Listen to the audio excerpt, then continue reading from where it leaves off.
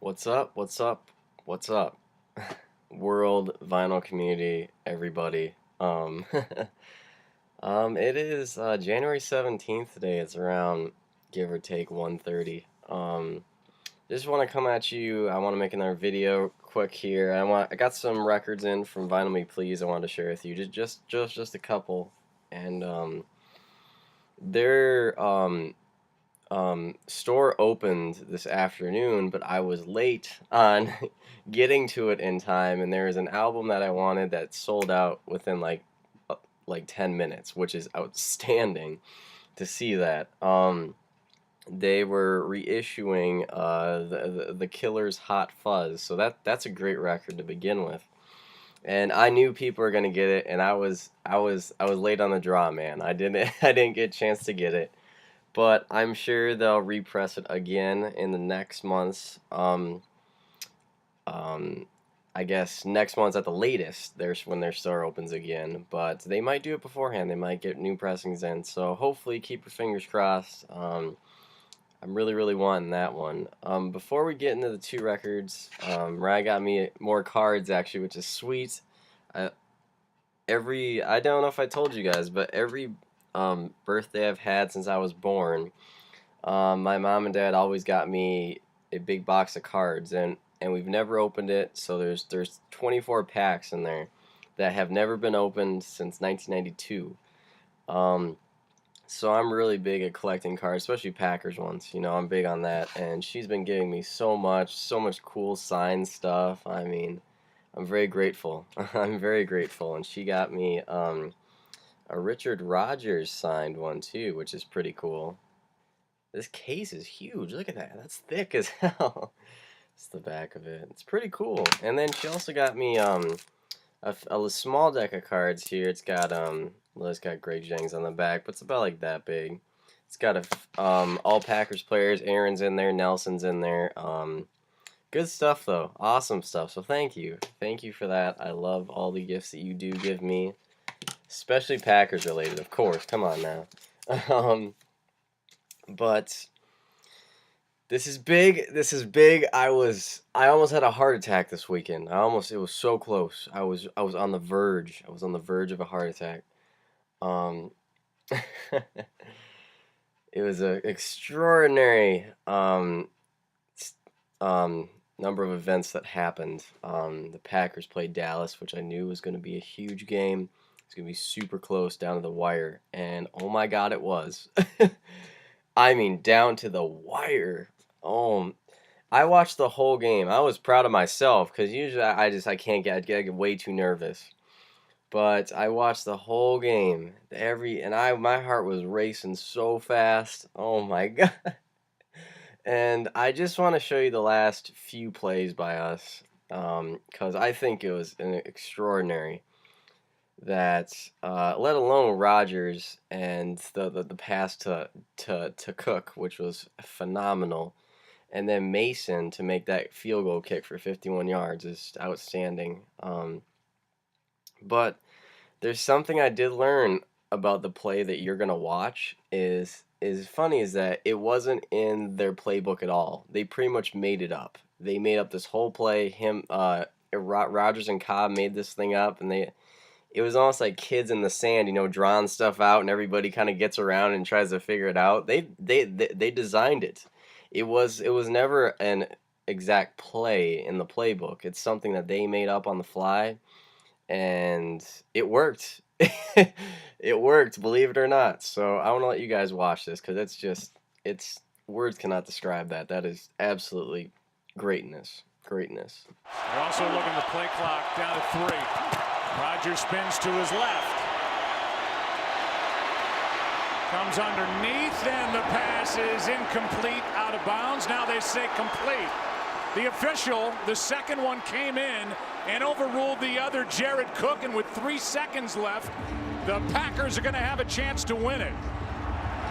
That is unbelievable. Unbelievable. The first official came down the sideline and said incomplete. The official from behind the play said the catch was good, and he was right. Wow, Jared Cook, he knows where he is, and he's able to keep his feet in. Now it's a 51-yard try to is taken before the kick. This to send the Packers into the NFC Championship game. It is good! The Packers are moving on! Aaron Rodgers has done it again!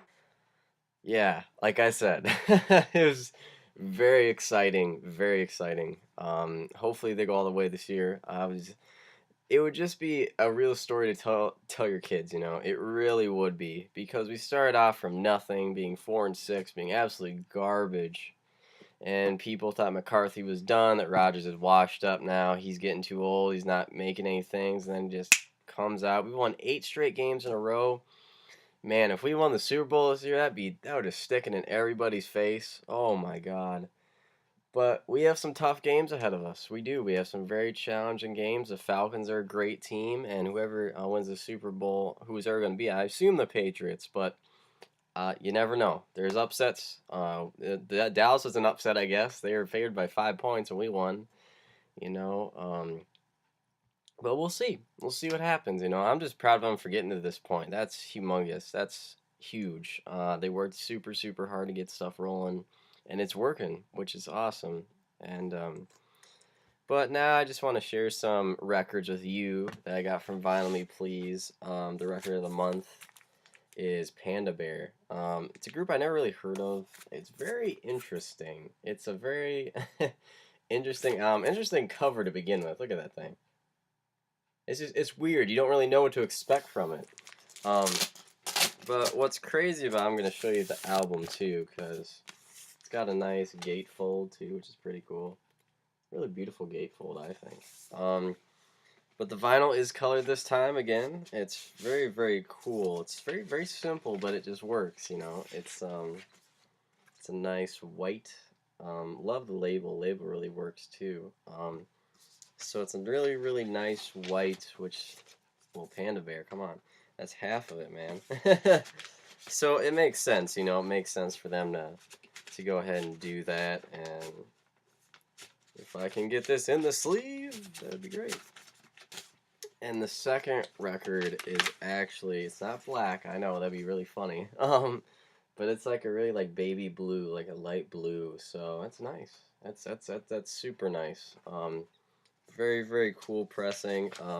Interesting record. This one's gonna take a little while for me to kind of wrap my head around it, because it's a very different genre than I'm normally inclined to listen to. But I'm gonna give it a shot. You know, I'll give it a shot. I'll see what happens. You know, and you never know. You know, you never know. You might surprise yourself. So we'll see what happens with it. It's kind of an interesting album, just because in the fact that I would say it's categorized as alternative. It's very like there's like a lot of noise. There's a lot of post rock influences. There's very vocals are very in the back, very reverby, really present. So it's very interesting. It's a really good listen if you really just want to just sit and take a listen to this and dive in. It's perfect. Not something you would listen to in the car, because it would just be like background noise, you know. It wouldn't be anything. The meaning would be lost of the record, as I'm saying. But they did give me the artwork too, which is pretty cool. That's sweet artwork, by the way. And then I got one record this month, only one. I know, it's sad. But this is a big one. I had to get this one, just because we think it's the group's last record. I don't know, maybe. But A Tribe Called Quest released their new one. This is good. This is a great album. We got it from here, and it was good. It was awesome. It's not the stuff that I'm used to. It's not their '90s work. It's nothing. It's like it's new. You know, it's refreshed. It's like reinventing the wheel almost for them, and it's cool because it has the '90s influence, but they mix it together with this day and age, more instrumentation that's completely different than we're used to. So it was a nice change of pace to combine both, and I think everyone would have loved to have the '90s same thing as they did. That would still roll with me. But I'm glad that they kind of stepped out of their comfort zone and did something different on the last one. So hats off to them. It's awesome, awesome rap record. A great hip hop record for sure. But it's just strict black vinyl, nothing special. But I think that's all I got to share with you. This is kind of a quicker video. It's really icy out today. We had a big ice storm last night. It sucked. Our parking lot was just, oof, it was just it's like an ice rink, you know. It's terrible. I slipped like 5 times, you know. So I'm staying in today, man. I'm not going anywhere. I was just at church because I had to be there. Had to get stuff ready for tomorrow. That's a must. I can't get out of that. And so I got stuff ready for tomorrow, and I got stuff ready for Sunday, so I'm ahead of the game, which I love to do. It makes life more relaxing when you can just get everything done now, and then just kind of breeze through, you know, until you cross the bridge. You're not overwhelmed by anything, or you're not like hit with a curveball from something you had no idea. It gives yourself more time to just relax, you know, and I think we should all do that. I love being ahead of the game. I like stuff that's set in stone, you know, doesn't change, and it's nice that I can be ahead and be prepared for what's coming.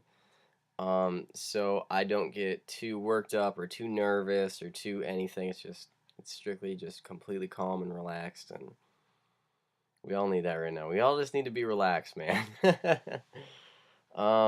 So I'll talk to you guys whenever. I'm not sure when the next time will be, but hopefully, hopefully I'll make a video saying that the Packers won the Super Bowl. I hope. Hey, you never know, man. You never know. I've seen crazier things with them. But we'll see. We'll see what happens, man. We'll give 'em. Pray for the Packers. Pray for the Packers. I hope they go all the way. That would just be awesome for Aaron and the team, and the whole fan base would love it. So we'll see what happens. We'll see.